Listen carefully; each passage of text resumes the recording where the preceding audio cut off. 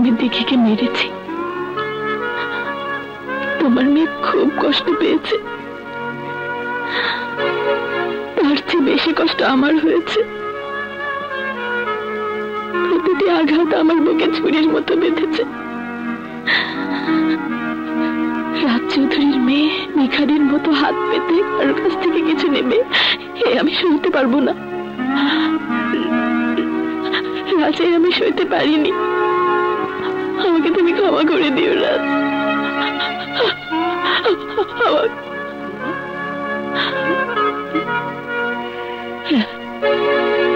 রাজ,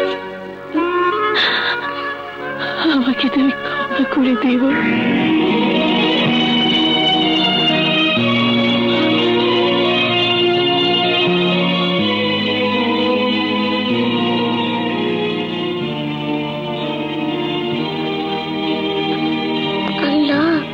বাবা আঙ্কেলই তাহলে আমার বাবা? বাবা আঙ্কেল আমার বাবা হলে আমরা এখানে থাকি কেন? কেন বাবা আর মা একসাথে থাকে না? মা এত কষ্ট করে কেন? আমাকে সব জানতেই হবে। সবই তো শুনলি।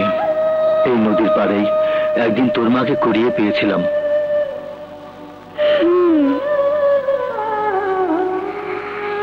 এবার যা করার সব আমাকেই করতে হবে।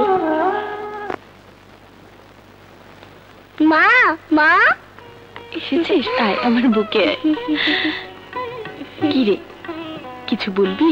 মা, আমার মামার বাড়িতে কে কে থাকে? হঠাৎ মামা বাড়ির কথা কেন?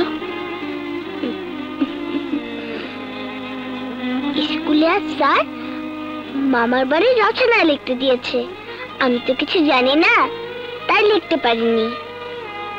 মামার বাড়ির গল্প বলো না মা।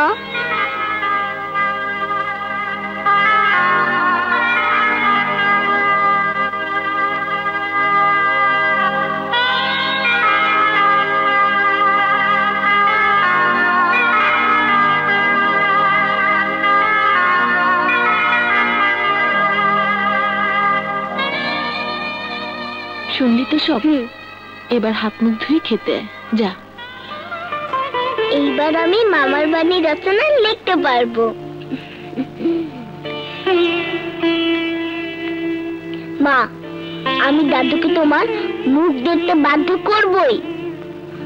তোমাকে তোমার জায়গায় ফিরিয়ে দেবই। এটা মার কাছে মেয়ে দিঘির প্রমিস। স্টার্ট। এসো এসো।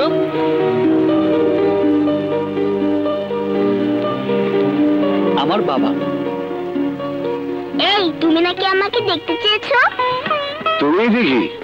হ্যাঁ, এইবার তো তোমার দেখা হয়েছে। এখন পকেটে হাত দাও।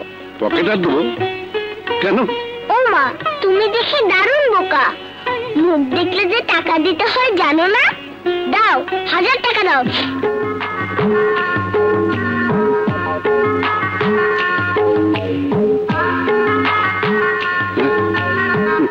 কি হলো, বের করো।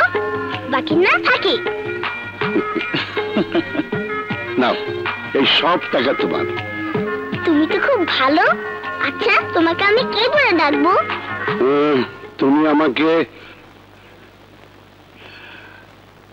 আমাকে দাদু বলেই দেখো।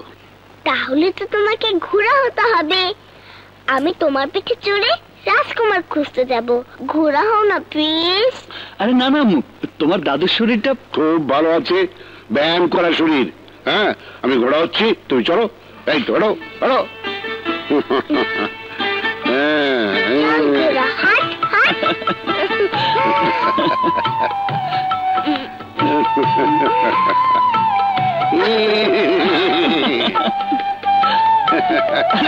চল চল ঘোড়া।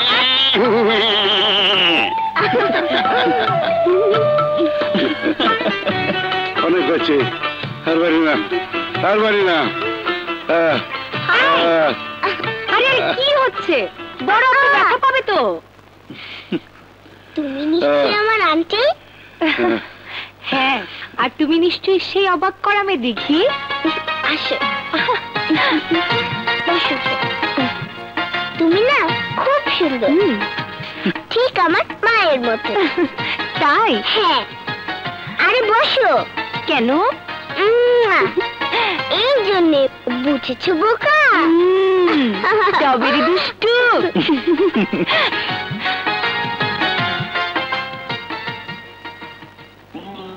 ভাইজান, বিকেল হয়ে গেল, এখনো তো দিঘিকে ফিরিয়ে দিয়ে গেল না। ওর মনে অন্য কোনো উদ্দেশ্য নেই তো? মুখ দেখে তো তা মনে হয়নি।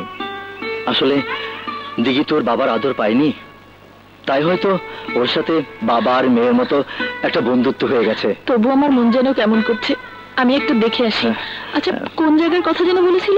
শিশির খামার বাড়ি। অনেক দেরি হয়ে গেছে, তোমার মা দুশ্চিন্তা করবে, কাল কিন্তু আবার আসবে। ছোট সাহেব, ছোট সাহেব, বড় সাহেব আপনাকে ডেকেছেন। তুমি একটু দাঁড়াও মামনি, আমি এক্ষুনি আসছি। হ্যাঁ, ঠিক আছে। দেখি বাবা। মা, তুমি এসেছো? আমরা এক্ষুনি যাচ্ছিলাম, বাবা আঙ্কেল একটু ভিতরে গেছে। তুমি দাঁড়াও, আমি ডেকে আছি, উনার সাথে গাড়িতে যাব।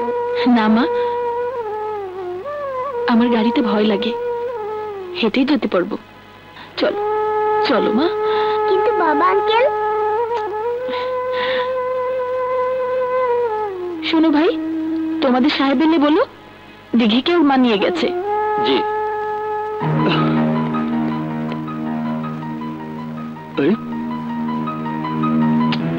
দিঘি কোথায় গেল? দারোয়ান। জি সুর সাহেব। এদিকে এসো। দিঘি কোথায় গেছে? দিঘিকে তার মা এসে নিয়ে গেছে, বলেছে আপনাকে বলতে।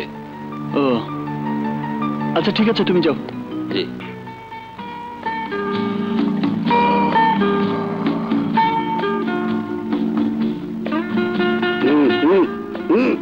ঠিক আছে।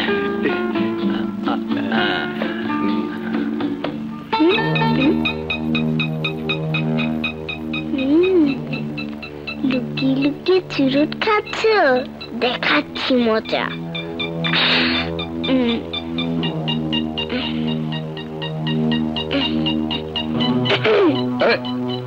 তুই? ধূমপান স্বাস্থ্যের জন্য ক্ষতিকর, জানো না? হ্যাঁ, ক্ষতিকর, কিন্তু মাঝে মাঝে খেলে। এই কথাটা কি আন্টি শুনবে না বিশ্বাস করবে দাদু? আরে কিরণ তো এখানে নেই, তাছাড়া দেখোনি, তাই বলছিলাম ব্যাপারটা তোর আর আমার মধ্যে সীমাবদ্ধ থাকলে হয় না। অবশ্যই দেখা যায়, তবে এই জন্য।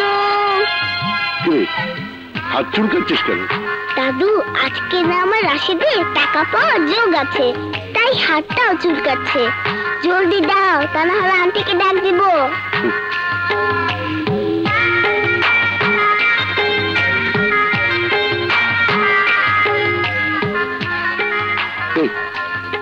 কে তুই? আমি দিঘি, জলদি দাও, নইলে বিপদ আছে। ঠিক আছে, ঠিক আছে, কিরণকে ডাকতে হবে না।